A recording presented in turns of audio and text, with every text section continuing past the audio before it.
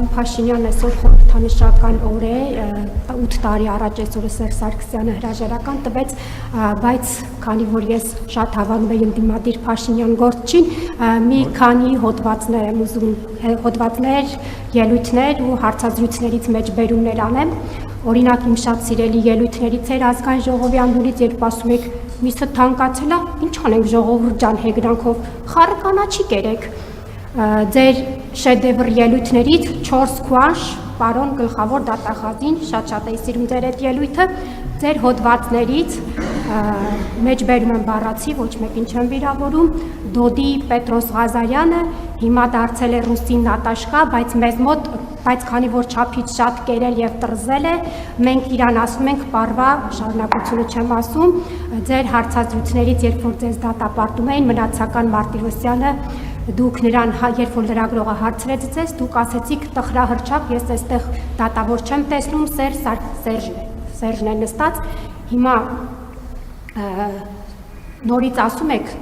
միսը թանկացել է, ինչ անենք, խառը կանաչի կերեք, չնայած խառը կանաչիներ է թանկացել,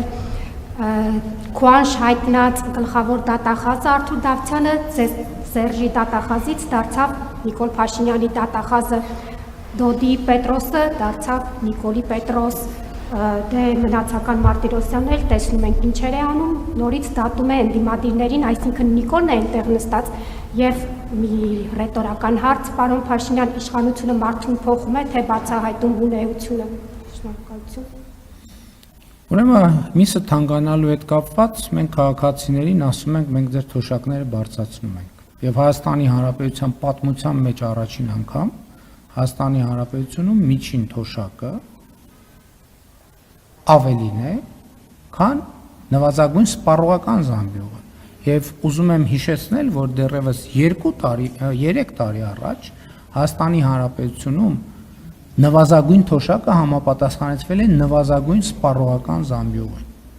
Հայաստանի Հանրապետությունում 2018 թվականից ի վեր բացվել է շուրջ 280 նոր աշխատատեղ, աշխատավարձերը մինչև 75-80%-ով ավելացել են եւ գնաճը ընդհանուր առմամբ եղել է 29%, այսինքն աշխատող մարդիկ ապրում են 50%-ով ավելի լավ։ Եթե այդպես չէ, թող որևէ մեկը ինձ բացատրի, մասնավորապես դեպի Եվրամիություն Հայաստանի Հանրապետությունից ուղևորա հոսքերի 580% աճը։ Եվ այլն, թող որևէ մեկը ինձ բացատրի, թե ինչպես է եղել, որ 2018 թվականից 54,000 շուրջ ընտանիք նոր բնակարան է ձեռք բերել։ Եվ այլն, եւ այդպես շարունակ։ Ընդհանրապես ինչ վերաբերվում է իշխանությանը եւ ինչ վերաբերվում է ժամանակին։ Եթե մարդը ժամանակի ընթացքում չի փոխվում, նշանակում է մարդը մնացել է նույն կետի վրա։ Մարդը չի կարող միշտ լինել 4-րդ դասարանում։ Ինչ վերաբերվում է դատավորներին, դուք գիտեք, որ ես ինքս եմ դատական համակարգի հետ կապված լրջագույն խնդիրների մասին խոսում։ Բայց Հայաստանի Հանրապետության գործող սահմանադրությամբ դատավորները ունեն գործունեության երաշխիքներ։ Եվ դատավորը ցմահ պաշտոն է Հայաստանի Հանրապետությունում։ Այդ է պատճառը, որ մենք նաև հիմա ես համոզված եմ, որ նոր սահմանադրության մեջ պետք է լինի անցումային դրույթ, համաձայն որի Հայաստանում գործող բոլոր դատավորները պետք է ստանան դատավորի պաշտոնակատարի կարգավիճակ, շարունակեն գործել եւ վերանշանակվեն միայն բարեվարկության համապարփակ ստուգումներ անցնելուց հետո։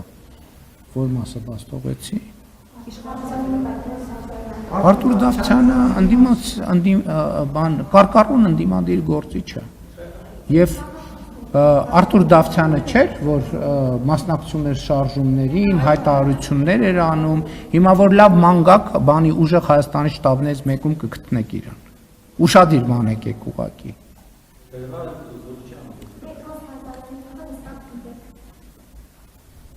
Եվ ինչ։